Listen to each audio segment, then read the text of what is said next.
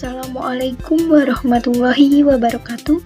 Perkenalkan, kami dari kelompok 6 dari kelas Akuntansi Syariah 6D yang beranggotakan Devi Anjarsari NIM 195221060, Rizky Ayu Astuti NIM 195221064, Dewi Arianti NIM 195221073, Rafli Safriki Araihan NIM 195221082, Helen Melawati Iksanti NIM 195221084, dan Norma Pujianti NIM 195221100.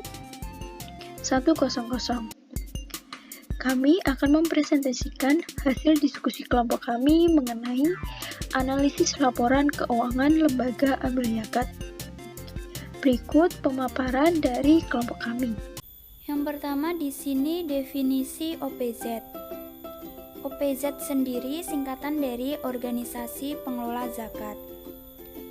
Merupakan sebuah organisasi yang tugasnya untuk mengelola zakat, infak, dan sedekah. Nah, menurut Undang-Undang Nomor 23 Tahun 2011, pengelolaan zakat merupakan kegiatan perencanaan, pelaksanaan, dan pengordinasian dalam pengumpulan, pendistribusian, dan pendayagunaan zakat. Di Indonesia sendiri, ada dua jenis organisasi pengelola zakat, yaitu Badan Amil Zakat dan Lembaga Amil Zakat. Badan Amil Zakat sendiri merupakan sebuah organisasi pengelola zakat yang dibentuk oleh pemerintah.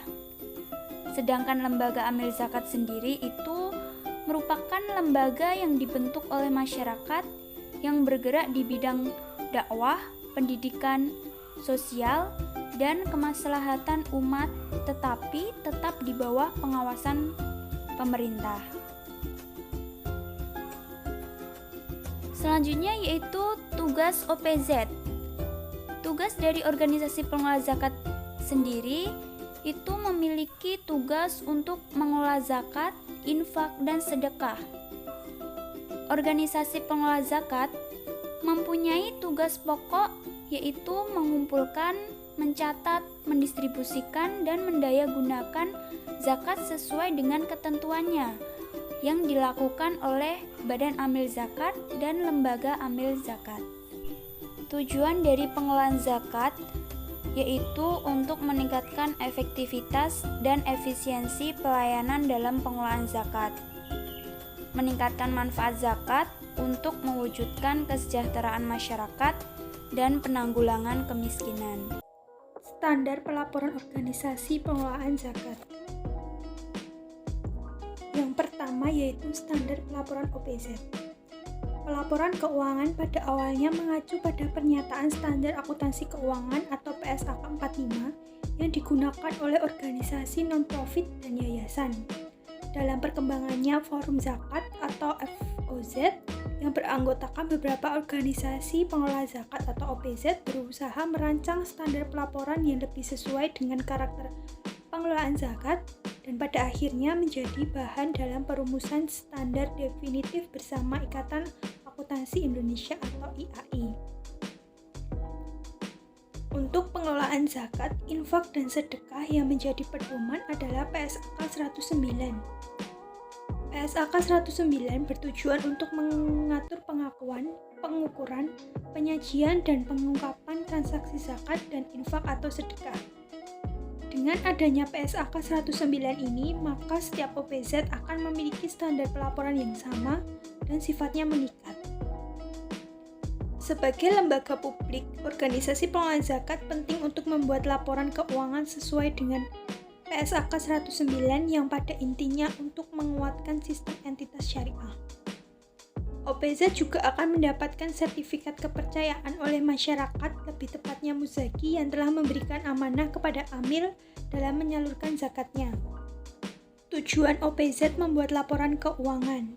Yang pertama yaitu sebagai informasi atas penghimpunan, pendistribusian, dan pendayagunaan zakat, infak atau sedekah, dan dana sosial keagamaan lainnya. Yang kedua yaitu sebagai alat pertanggungjawaban atau akuntabilitas dan transparansi pengelolaan keuangan organisasi. Yang ketiga yaitu membantu memenuhi kewajiban para pihak pengelola zakat untuk menjadi akuntabel secara publik. Yang keempat yaitu membantu memenuhi kebutuhan para pengguna laporan seperti muzaki dan masyarakat luas yang mempunyai keterbatasan kewenangan, keterbatasan kemampuan atau sumber daya untuk memperoleh informasi, dan oleh sebab itu mereka menyadarkan pada laporan sebagai sumber informasi penting. Yang kelima yaitu membantu para pengelola zakat untuk mendapatkan kepercayaan publik. Yang keenam yaitu membantu para pengelola zakat untuk menumbuhkan kepuasan publik, khususnya muzaki. Pengakuan dan pengukuran penerimaan zakat dan infak atau sedekah serta penyaluran zakat dan infak atau sedekah diatur dalam PSAK 109 dengan mempertimbangkan prinsip syariah dan akuntansi. Hal-hal yang perlu diungkap oleh Amil menurut PSAK 109 meliputi: pertama, kebijakan penyaluran zakat dan infak atau sedekah seperti penentuan skala prioritas penyaluran dan penerimaan. Kedua, kebijakan pembagian antara dana amil dan dana non-amil atas penerimaan zakat seperti persentase pembagian, alasan dan konsistensi kebijakan. Ketiga, metode penentuan nilai wajar untuk menentukan penerimaan zakat berupa aset non-kas. Keempat, rincian jumlah penyaluran dana zakat yang mencakup jumlah beban pengelolaan dan jumlah dana yang diterima mustahik. Yang kelima yaitu hubungan istimewa antara amil dan mustahik yang meliputi sifat hubungan istimewa, jumlah dan jenis aset yang disalurkan, dan persentase yang disalurkan dari total penyaluran, yaitu laporan keuangan OPZ. Petunjuk pelaporan, pencatatan, dan pengukuran transaksi lembaga zakat merujuk pada Pernyataan Standar Akuntansi Keuangan atau PSAK nomor 109 tentang akuntansi zakat, infak, dan sedekah yang diterbitkan oleh Ikatan Akuntan Indonesia. Untuk yang pertama yaitu laporan posisi keuangan. Laporan posisi keuangan menggambarkan posisi keuangan suatu instansi dan tanggal tertentu atau a moment of time. Sehingga laporan posisi keuangan lembaga zakat merupakan laporan yang menggambarkan posisi keuangan lembaga zakat pada waktu tertentu. Laporan posisi keuangan memperhatikan hal-hal sebagai berikut. Yang pertama yaitu aktiva diklasifikasikan menurut ukuran likuiditas. Kedua, kewajiban diklasifikasikan menurut ukuran jatuh tempo. Ketiga, modal diklasifikasikan berdasarkan sifat kekekalan.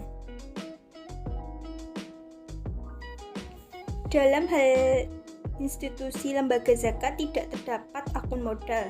Amil menyajikan laporan keuangan dengan memperhatikan ketentuan dalam PSAK yang relevan mencakup tetapi tidak terbatas pada pos-pos berikut.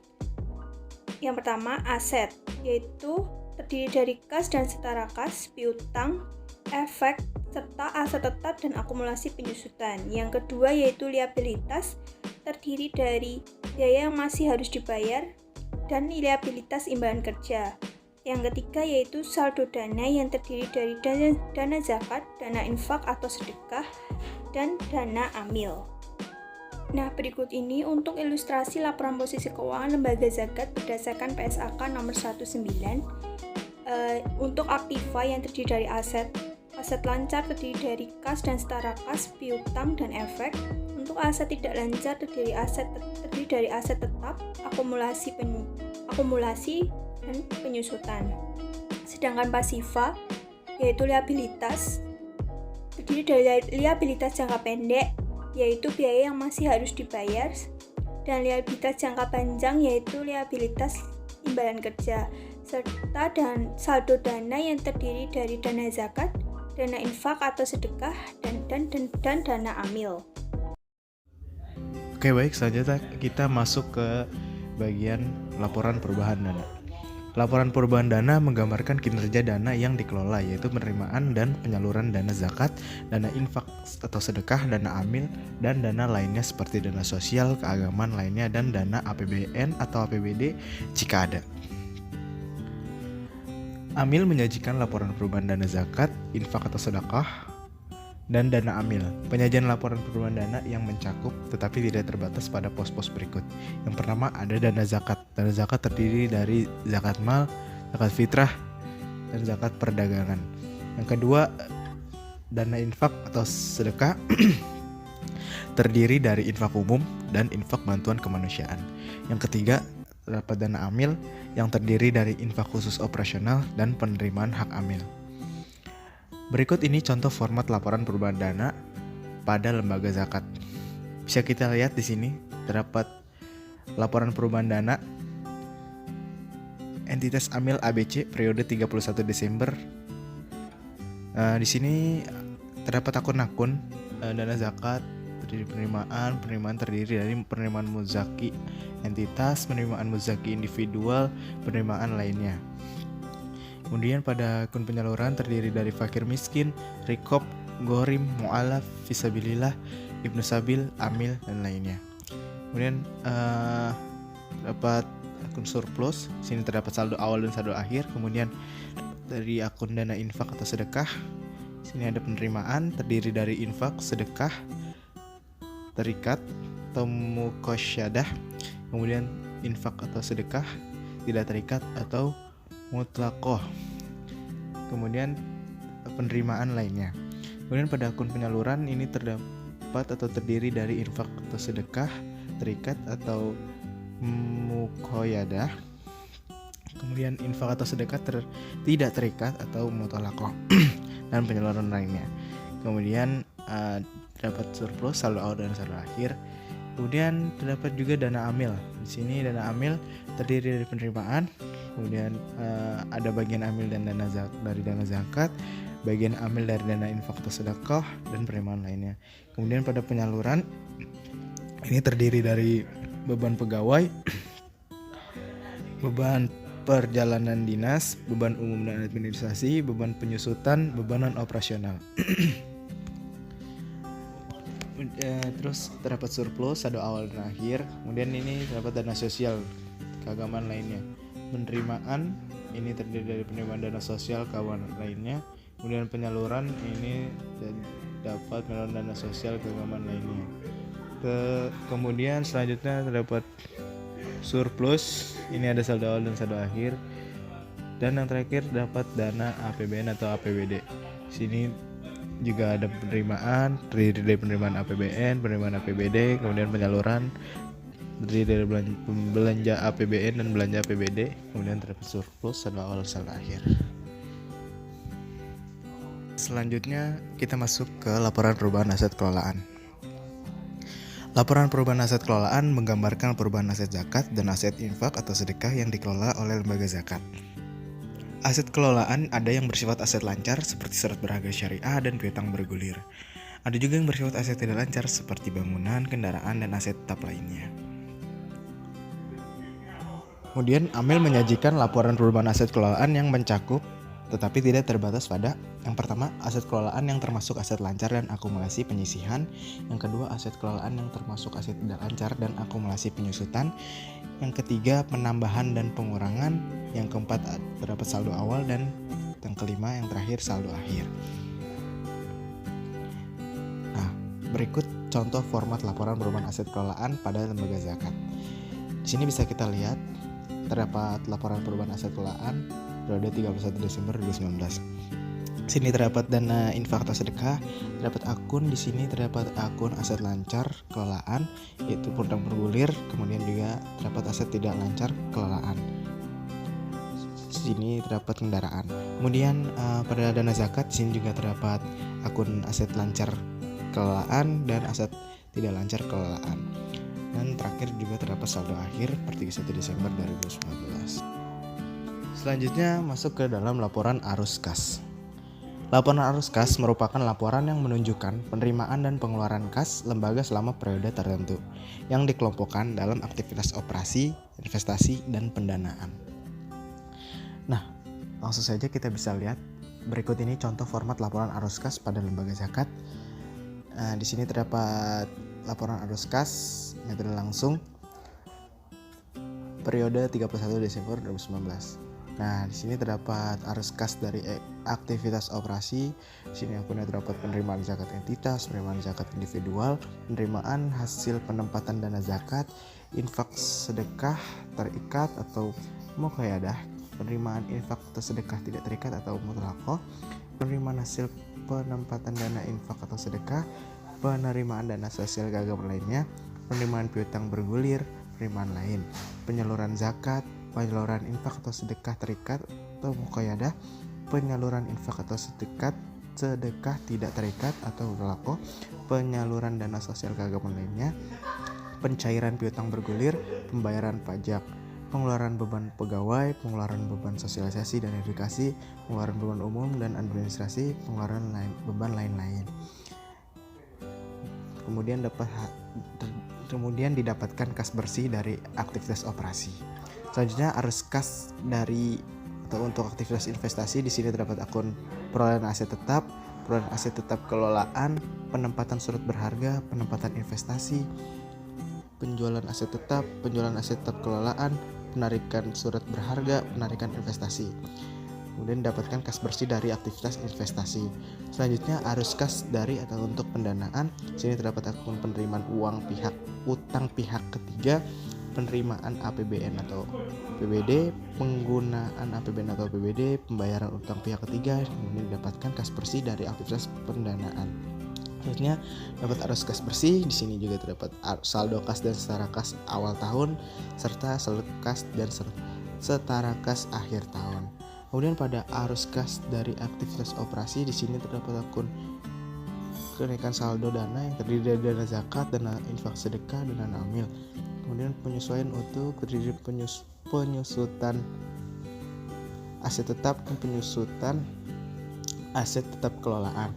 Kemudian pada saldo dana sebelum perubahan dana penurunan ini terdiri dari piutang bergulir, piutang penyaluran, persediaan, uang muka kegiatan, biaya dibayar di muka, kenaikan penurunan ini terdiri dari utang penyaluran, biaya yang masih harus dibayar, titipan dana, TBDSP, utang pajak. Kemudian didapatkan kas bersih dari aktivitas operasi. Kemudian pada arus kas dari atau untuk aktivitas investasi, di sini terdiri dari penyertaan dan investasi, kemudian aset kelolaan bersih, aset tetap bersih, aset tetap tidak berwujud bersih, dan aset lainnya. Kemudian didapatkan kas bersih dari aktivitas investasi. Selanjutnya arus kas dari atau untuk pendanaan. Di sini terdapat utang pihak ketiga dan liabilitas imbalan kerja dan utang lain-lain. Kemudian didapatkan kas bersih dari aktivitas pendanaan dan dapatkan juga arus kas bersih, kemudian saldo kas dan setara kas awal tahun serta saldo kas dan setara kas akhir tahun. Catatan atas laporan keuangan. Catatan atas laporan keuangan bertujuan untuk menyajikan informasi tentang dasar penyusunan laporan keuangan dan kebijakan akuntansi yang digunakan serta memberikan informasi relevan yang tidak disajikan dalam laporan keuangan. Rasio keuangan lembaga zakat. Analisis terhadap rasio keuangan atau OPZ dilakukan dalam rangka membandingkan kinerja operasi lembaga-lembaga zakat. Berikut ini beberapa rasio keuangan yang dapat digunakan oleh OPZ dalam mengukur kinerja keuangannya. Ada rasio aktivitas. Rasio aktivitas adalah rasio yang mengukur efektivitas penggunaan aset pada sebuah institusi. Dalam kaitannya dengan lembaga amil zakat, maka rasio aktivitas yang dimaksud adalah efektivitas penyaluran dana zakat, infak, dan sedekah. Allocation to Collection Ratio atau ACR. Berdasarkan dokumen zakat, core principle, OPZ perlu untuk memastikan bahwa institusional mereka berjalan sesuai dengan seharusnya. Dalam hal ini, rasio ACR dapat dibagi menjadi 4 jenis, yaitu yang pertama, ada Gross Allocation to Collection Ratio. Di sini menghitung saldo penghimpunan dan penyaluran ZIS pada suatu periode ditambah dengan saldo dana ZIS yang dari tahun sebelumnya belum dapat disalurkan pada periode berikutnya. Lalu yang kedua, ada gross allocation to collection ratio non-amil. Di sini menghitung saldo penghimpunan dan penyaluran ZIS pada suatu periode ditambah dengan saldo ZIS yang dari tahun sebelumnya belum dapat disalurkan pada periode berikutnya, tanpa memasukkan proporsi penyaluran kepada amil. Lalu ada net allocation to collection ratio. Ini memperhitungkan penghimpunan dan penyaluran yang dikeluarkan dalam satu periode saja tanpa memperhitungkan sisa saldo dana ZIS dari periode sebelumnya. Lalu ada net allocation to collection ratio non-amil. Ini memperhitungkan penghimpunan dan penyaluran yang dikeluarkan dalam suatu periode saja tanpa memperhitungkan sisa saldo dana ZIS dari periode sebelumnya dengan mengeluarkan proporsi penyaluran kepada amil. Lalu ada zakah allocation ratio. Ini mengukur sejauh mana dana zakat yang dihimpun oleh OPZ dapat disalurkan kepada mustahik. Lalu ada zakah allocation ratio non-amil. Ini mengukur sejauh mana dana zakat yang dihimpun oleh OPZ dapat disalurkan pada mustahik tanpa memperhitungkan bagian zakat dari dana amil.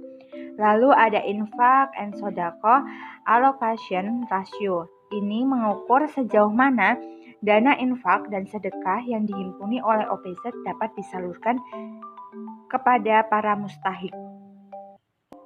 Lalu ada infak and sodaqah allocation ratio non-amil. Ini mengukur sejauh mana dana infak dan sedekah yang dihimpun oleh OPZ dapat disalurkan kepada para mustahik tanpa memperhitungkan bagian amil dana infak sedekah. Setelah allocation to collection ratio atau ACR tadi, selanjutnya ada zakah turnover ratio. Rasio perputaran zakat adalah rasio yang menggambarkan jumlah dana zakat yang disalurkan terhadap total rata-rata penerimaan zakat. Lalu ada average of days zakah outstanding. Di sini rasio ini adalah rasio yang menggambarkan beberapa lama zakat yang terhimpun disimpan atau mengendap pada OPZ. Lalu ada infak sodaqah turnover ratio. Rasio yang menggambarkan jumlah dana infak dan sedekah yang disalurkan terhadap total rata-rata penerimaan infak dan sedekah. Lalu ada average of days infak sodaqah outstanding. Di sini menggambarkan beberapa lama infak dan sedekah yang terhimpun disimpan oleh OPZ. Lalu ada ZIS return over ratio. Rasio yang menggambarkan jumlah dana ZIS yang disalurkan terhadap total rata-rata penerimaan zakat. Lalu ada average of days ZIS outstanding. Menggambarkan beberapa lama dana zakat, infak, dan sedekah yang terhimpun disimpan oleh lembaga amil zakat. Lalu ada rasio piutang penyaluran. Di sini melihat bagaimana proporsi piutang penyaluran terhadap total penyaluran. Lalu ada waktu yang dibutuhkan untuk realisasi piutang penyaluran. Nah, zakat yang disalurkan melalui amil atau pihak lain tetapi belum diterima oleh mustahik non-amil sehingga tidak dapat diakui sebagai penyaluran. Lalu ada rasio uang muka kegiatan. Persekot atau uang yang diberikan untuk menanggung jawab kegiatan dan akan dipertanggungjawabkan saat pelaksanaan kegiatan telah dilaksanakan. Lalu ada rasio aset kelolaan zakat. Nah, rasio ini bertujuan untuk melihat seberapa besar penyaluran zakat yang disalurkan untuk aset kelolaan. Lalu selanjutnya ada rasio efisiensi. Rasio biaya penghimpunan atau collection expense ratio. Bertujuan untuk mengetahui seberapa besar dana yang dibutuhkan dalam melakukan penghimpunan zakat. Semakin efisien lembaga zakat dalam melakukan penghimpunan, maka semakin baik pula tata kelola lembaga zakat tersebut. Rasio biaya operasional atau operational expense ratio. Nah, ini pengukuran rasio biaya operasional mencerminkan efisiensi dalam mengatur proporsi pengeluaran dalam menjalankan kegiatan operasionalnya. Adapun beberapa jenis rasio biaya operasional yang dapat dilakukan oleh OPZ adalah: 1. Ada rasio biaya operasional terhadap total hak amil. Nah, ini mengukur Berapa besar dana hak amil yang digunakan dalam proses operasional. Yang kedua ada rasio biaya operasional terhadap total penghimpunan. Nah, ini adalah perhitungan komposisi biaya operasional terhadap total penghimpunan. Lalu selanjutnya di sini ada rasio SDM atau Human Capital Expense Ratio. Nah, rasio ini dihitung untuk mengukur kinerja SDM terhadap penghimpunan total dengan rumus total biaya SDM dibagi dengan total penghimpunan. Materi selanjutnya yaitu rasio dana amil. Pengukuran efektivitas penggunaan dana amil dalam operasional lembaga zakat dilakukan dalam rangka mengetahui tingkat efisiensi dan efektivitas dana amil yang digunakan dalam kegiatan operasional penghimpunan dan penyaluran dana zakat, infak, dan sedekah. Adapun perhitungan dari rasio dana amil, beberapa rasio dana amil yang dapat digunakan oleh OPZ antara lain yang pertama yaitu rasio hak amil. Rumus dari rasio hak amil atas ZIS yaitu bagian amil dari ZIS dibagi penerimaan ZIS dikurangi penerimaan bagi hasil atas penempatan dana ZIS dikali 100%. Dalam perhitungan rasio ini batas wajar dari hak amil yaitu 12,5%. Jika melalui batas ini maka OPZ dapat memberikan penjelasan tersendiri penyebab dari tingginya tingkat dana amil yang dibutuhkan. Namun jika OPZ memperoleh dana dari pemerintah APBN maka memungkinkan bagian amil menjadi lebih dari 12,5%. Besaran rasio terkait hak amil adalah rata dari 3 unsur yaitu rasio hak amil atas zakat, rasio hak amil atas infak atau sedekah, dan rasio hak amil atas CSR dengan asumsi dan interpretasi sebagai berikut, di mana jika R kurang dari 13,8% dianggap baik, jika R lebih dari 13,8% dianggap tidak baik. Asumsi komposisi dana ZIS, zakat yaitu sebesar 80%, infak dan sedekah yaitu 15%, CSR yaitu 5%, asumsi hak amil, zakat yaitu 12,5%, infak dan sedekah yaitu 20%, dan CSR-nya sebesar 15%. Yang selanjutnya yaitu rasio hak amil atas zakat, di mana rumusnya yaitu bagian dari amil zakat dibagi penerimaan zakat dikurangi penerimaan bagi hasil atas penempatan dana zakat dikali 100%. Adapun interpretasi nilai dari rasionya yaitu rasio dana amil atas zakat, di mana jika rasio kurang dari 12,5% dianggap baik dan rasio lebih dari 12,5% dianggap tidak baik. Yang selanjutnya yaitu rasio hak amil atas infak atau sedekah, di mana rumusnya tadi seperti bagian dari amil infak atau sedekah dibagi penerimaan infak dikurangi penerimaan bagi hasil atas penempatan dana infak dikali 100%.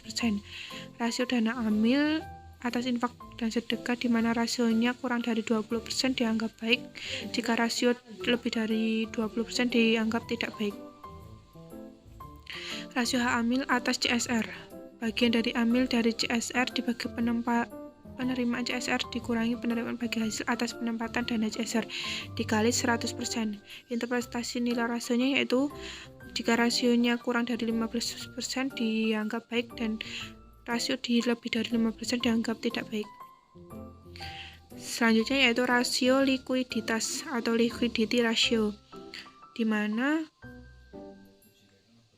dalam akunting prinsipal mendefinisikan liquidity ratio atau rasio likuiditas adalah rasio yang digunakan untuk mengukur kemampuan suatu entitas untuk membayar kewajiban jangka pendeknya. Untuk dapat mengelaborasi rasio kinerja likuiditas dalam konteks OPZ, maka rumus penentuan besaran current ratio yakni total aset lancar dibagi dengan total liabilitas lancar harus sesuai dengan kegiatan OPZ. Penyusahan ini dilakukan dengan klasifikasikan akun dana zakat, infak atau sedekah dalam kewajiban segera, sehingga lebih mencerminkan pola tata kelola dan kesesuaian kaidah syariah yang berlaku bagi OPZ. Beberapa rasio likuiditas yang dapat digunakan oleh OPZ. Yang pertama, current ratio. Current ratio merupakan rasio yang digunakan untuk mengukur kemampuan aset suatu entitas dalam melunasi kewajiban jangka pendeknya. Yang kedua yaitu quick ratio atau acid test ratio, di mana untuk mengukur kas dan setara kas serta aset yang paling liquid untuk dapat melunasi kewajiban jangka pendek termasuk kewajiban pembayaran zakat, infak, dan sedekah dalam suatu periode. Yang selanjutnya itu Kas-to-Zis Ratio, merupakan rasio yang mengukur kemampuan kas dan setara kas untuk dapat memenuhi kewajiban penyaluran dana zakat, infak, dan sedekah dalam suatu periode. Yang selanjutnya yaitu Kas-to-Zakah Ratio, di mana rasio yang lebih spesifik dibandingkan dua rasio sebelumnya yaitu Kas-to-Zakat Ratio menggambarkan kemampuan kas dan setara kas untuk dapat memenuhi kewajiban menyalurkan zakat dalam suatu periode. Yang terakhir yaitu rasio pertumbuhan atau growth ratio, merupakan rasio yang menggambarkan pertumbuhan penghimpunan dana zakat, infak, dan sedekah pada lembaga zakat dari tahun-tahun sebelumnya. Yang pertama yaitu rasio pertumbuhan penghimpunan zakat, infak, sedekah, di mana pengukuran kapasitas rasio pertumbuhan penerimaan utama adalah untuk menilai kemampuan lembaga zakat dalam meningkatkan dana zakat yang terhimpun dari tahun sebelumnya. Semakin besar akan semakin baik. Yang selanjutnya yaitu rasio pertumbuhan penyaluran rasio pertumbuhan, di mana penyaluran mencerminkan pertumbuhan penyaluran dana zakat tahun ini terhadap tahun sebelumnya. Pertumbuhan dana yang disalurkan akan mencerminkan efisiensi lembaga zakat dalam menyalurkan dana yang terhimpun. Yang selanjutnya yaitu rasio pertumbuhan biaya operasional rasional. Pertumbuhan biaya operasional mencerminkan pertumbuhan biaya yang digunakan untuk operasional OPZ tahun ini terhadap tahun sebelumnya.